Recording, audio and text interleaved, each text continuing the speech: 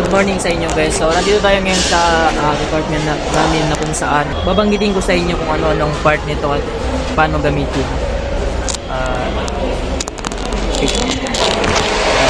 Una, simulan natin dito. Yung tinatawag nilang vertical head. Vertical head. Tapos, meron pa dito sa baba. Ito naman yung tinatawag nilang wheel.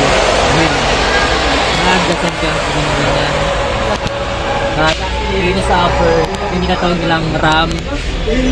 Tapos RAM type over arms. At ito naman, kumbaga ito yung machine niya. Yung input, ganda, yung tinatawag na table transmission. Itong sa loob, ito. Ito yung tinatawag na spindle. Hanggang dito yan sa kabila. Ito. Yan, spindle. Tapos, ito ang kanyang column. Tapos, ito, saddle.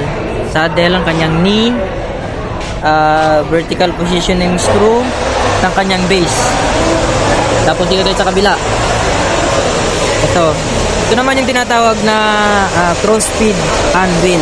Kumbaga, ito yung nag-adjust ng paloob. At ito yung tinatawag na, ito naman yung vertical feed crank.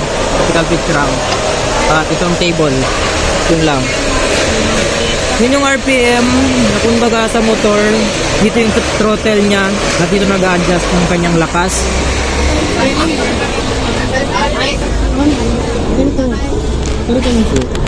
At doon lang nagtatapos ang ating video. Salamat.